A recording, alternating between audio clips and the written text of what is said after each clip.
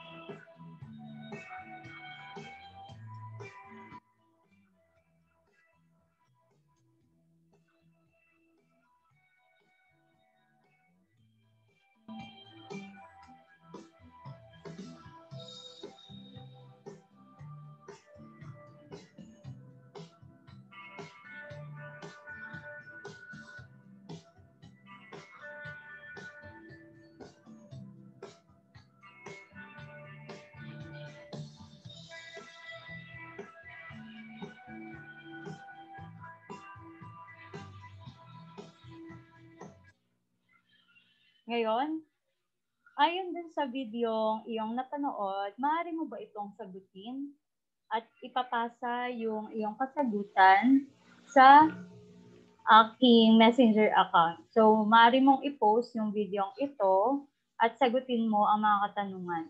Una, tungkol saan yung video na panood mo? Saan mo ito madalas makikita o mababasa? Pangalawa, totoo ba o hindi totoo yung natunghayan mong video? Patunayan. At pangatlo, bakit kaya mabilis na kumalat ang video na ito? Pang-apat, ano ang fake news? Magbigay ka ng halimbawa ng fake news na narinig mo na. At panglima, paano ka makaiiwas sa mga fake news bilang isang kabataan? At ipasa ito sa aking messenger account. Ngayon, tungo na tayo sa ating aralin. Kapag sinabing fake news, ito yung pagpapakalat ng impormasyong hindi naman totoo at wala namang malinaw na pinagbasehan. Katulad kanina, ayon sa video, di ba? Ang pinaka-the best o pinaka-mahusay na pangulo sa buong solar system ay si dating Pangulong o yung ating Pangulong ngayon na si Pangulong Duterte. Ngayon, kung mapapansin natin, may kamalian sa impormasyon sa buong solar system. Ibig sabihin ng solar system, hindi lang sa Earth. Ginanap yung mismong survey o pagtatanong sa pinakamahusay na Pangulo, pati sa ibang planeta dahil di ba ang solar system, ito ay binubuo ng iba't ibang planeta. Ngayon, ito ba ay talagang makatotohanan? Tingnan natin. So, hindi naman ito o wala naman itong malinaw na pinagbasehan kahit ayon sa video, ito ay mula daw sa NASA. Ito ay wala namang lehitimong pinagbatayan o ebidensya na ayon talaga sa NASA, ang pinakamahusay na Pangulo ay si Pangulong Duterte. Kaya malalaman natin o masasabi natin na ang isang balita ay fake news kung ito ay may impormasyong hindi totoo at hindi malinaw yung pinagbasehan. Ngayon, ang tatalakayin natin ay patungkol sa isang artikulo. Kilala mo ba yung nasa larawan? Ito ay yung labi ng ating dating Pangulong Marcos. Ang pamagat ng artikulong ito ay Supreme Court o SC, Marcos Burial sa libingan ng mga bayani. Approve. Ayon dito ay inaprubahan o pinayagan na daw ang pagpapalibing sa labi ni dating Pangulong Marcos sa libingan ng mga bayani. Ito ay sinulat ni Doris France Borja, Filipino Star ngayon. Yung Filipino Star ngayon, ito ay isang uri ng pahayagan. Ito ay naisulat noong November 9, 2016. Ngayon, ang headline ng artikulong ito ay Manila, Philippines, pinayagan ng Supreme Court na mailibing ang dating Pangulong Ferdinand Marcos sa libingan ng mga bayani o LNMB. Ngayon, ang desisyong ito, yung pagpapalibing kay dating Pangulong Marcos sa libingan ng mga bayani, ito ay mula sa Korte Suprema o Supreme Court. Pangalawa naman, yung artikulong ito, kapag binasa mo, ito ay nakahati sa 4. Bakit? Dahil nais nung manunulat na makita natin yung iba't ibang panig, iba't ibang opinion hinggil dun sa desisyong iyon. Kaya hinati ang artikulo sa 4. Ngayon, kapag sinabi nating LNMB, ito ay libingan ng mga bayani.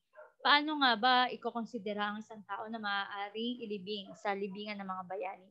Kapag siya una ay kinikilalang bayani at pangalawa, nagsilbi siya bilang hukbong sandatahan ng ating bansa.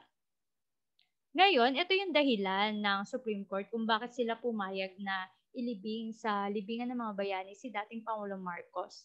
Ang una, pumayag sila dahil ito daw ay, o si dating Pangulong Marcos ay nagserbisyo umano bilang Commander-in-Chief sa loob ng 20 taon.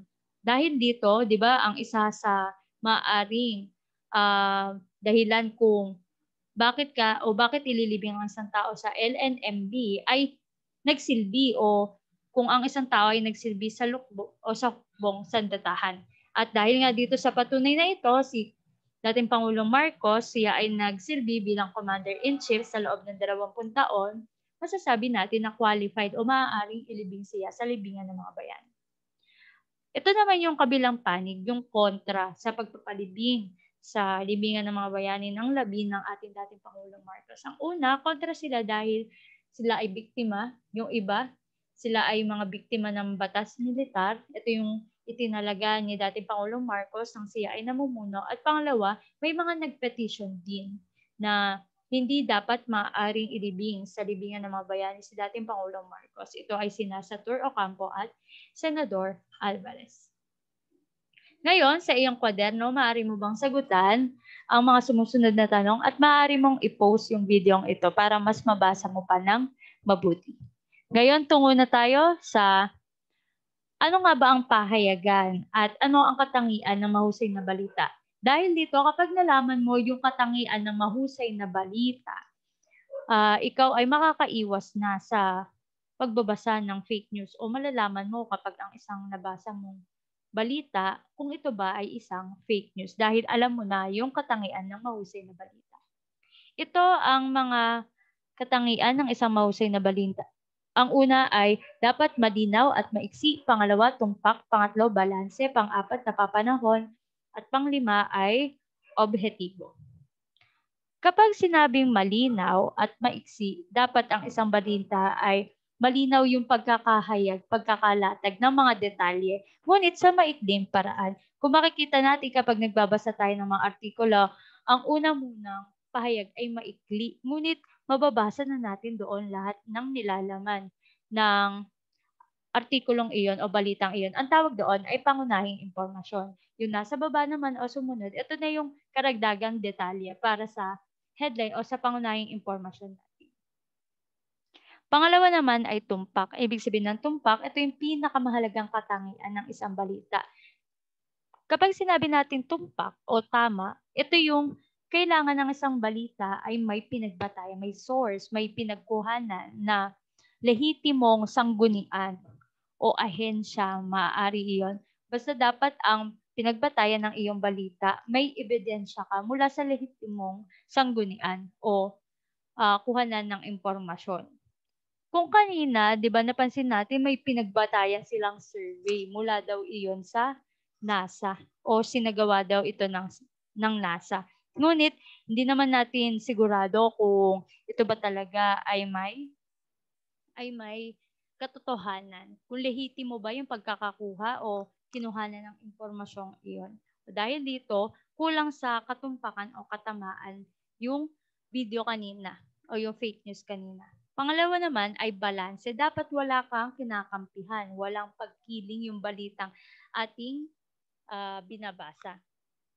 Katulad kanina, parang ito ay may pagkiling, 'di ba yung video, ang pinakamahusay daw na pangulo ay si President o Pangulong Duterte na may bahagdan pa 'di ba na 91%.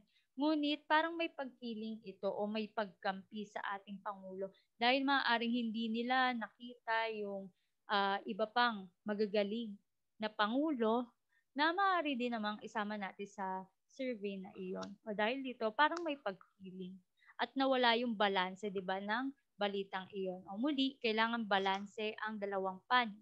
Pangatlo, napapanahon. Kailangan mapapakinabangan pa rin natin yung balita sa kasalukuyan. At pang-apat, objektibo. May responsibilidad yung mga namamahayag o yung nagbibigay ng balita na magbigay lamang ng tumpak o yung tamang balita at balanse, walang kinikilingan at napapanahong mga balita o usapan o impormasyon. Ayun lamang yung ating session ngayon. Muli, ito yung katangian ng isang mabuting balita. Kaya kapag tayo ay naghahanap o nagbabasa ng balita, maganda ay tukuyin natin o suriin natin gamit itong mga katangian na ito. Ngayon, para sa ating unang gawain, pasulat at gawain pagganap na ang pamagat ay social media influencer, maghahanap ka ng fake news sa social media, man sa Facebook, TikTok, at sa iba pang bahagi ng social media. At kuhanan mo ito ng larawan, maaari mong i-screenshot yung fake news na yun. Pangalawa naman ay maghanap ka ng ebidensya o patunay na hindi totoo yung balitang iyon. At ito ay ipapasa sa messenger account ng iyong guro. Ayun lamang, dito lamang nagtatapos ang video na ito. Maraming salamat sa iyong pakikinig.